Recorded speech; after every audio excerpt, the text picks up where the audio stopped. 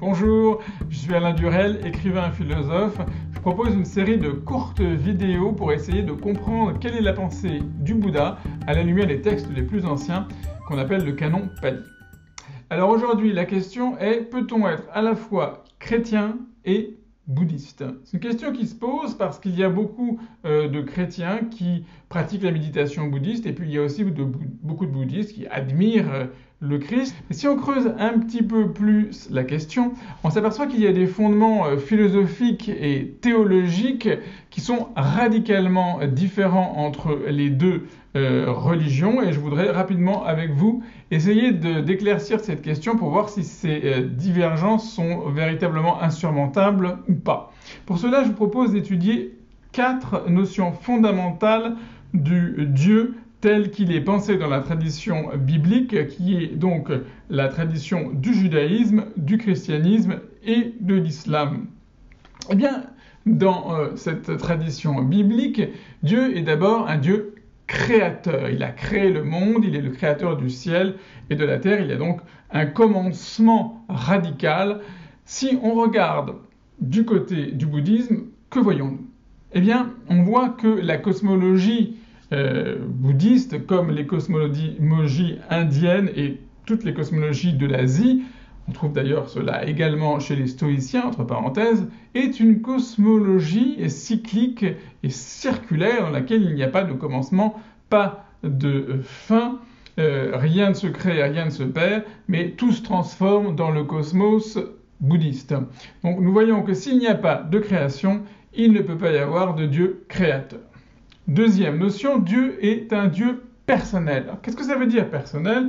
Eh bien, ça veut dire que ce Dieu a une identité propre. D'abord, c'est le Dieu d'Abraham, d'Isaac, de Jacob.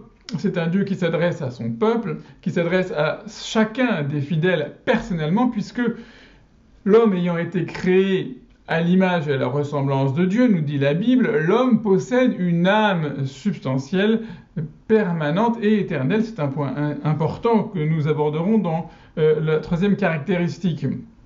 Par conséquent, le Dieu biblique est un Dieu personnel qui a une identité à soi. Maintenant, si on regarde du côté du bouddhisme, que voyons-nous? Eh bien, on voit qu'il existe une loi fondamentale, la loi centrale du bouddhisme qui s'appelle anatta, le non-soi ou la non-substantialité de l'être, qui fait qu'aucun phénomène, qu'il soit matériel ou spirituel, ne possède véritablement un soi, un être à soi, une identité à soi, une substantialité. Tout est dénué de soi, absolument tout. Et donc, de ce fait, nous voyons bien qu'il est impossible de concevoir un Dieu qui serait un Dieu personnel dans ce sens, et d'ailleurs pas plus qu'un homme qui serait un homme possédant une âme éternelle et substantielle. Troisième élément fondamental, le Dieu d'Abraham, d'Isaac et de Jacob, le Dieu du judaïsme, du christianisme et de l'islam, eh bien c'est un Dieu qui est juge. C'est une notion très importante, car c'est parce qu'il est juge qu'il est miséricordieux, c'est parce qu'il est juge qu'il peut faire grâce. Et par exemple, dans le christianisme, c'est parce qu'il est juge que son fils peut se donner pour le monde, pour la vie du monde. Si on regarde du point de vue bouddhiste, que voit-on? Une autre loi fondamentale, la loi du karma en sanskrit, ou du kama en pali, qui nous dit que l'homme est l'héritier de ses propres actions. Ce que nous sommes, c'est ce que nous avons fait. Et ce que nous serons, c'est ce que nous faisons maintenant.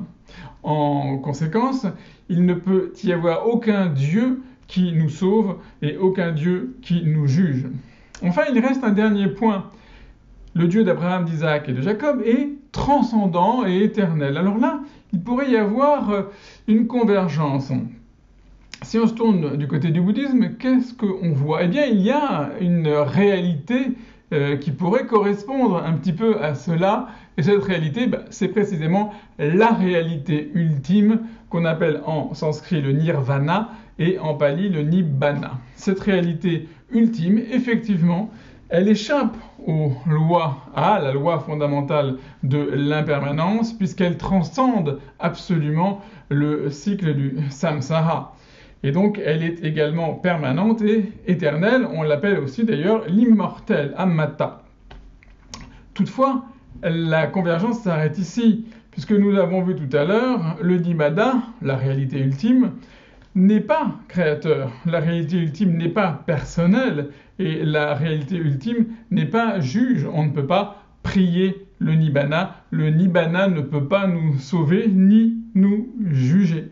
Donc nous voyons bien que si on regarde du point de vue des fondements à la fois philosophiques et théologiques de ces deux grandes et merveilleuses traditions, eh bien là il y a véritablement un abîme, et je dirais un abîme qui du point de vue théorique est infranchissable. Cela n'empêche pas que les chrétiens et les bouddhistes puissent et d'une certaine manière doivent se rencontrer et partager pour échanger, car on ne partage jamais aussi bien qu'avec ceux qui sont différents de nous.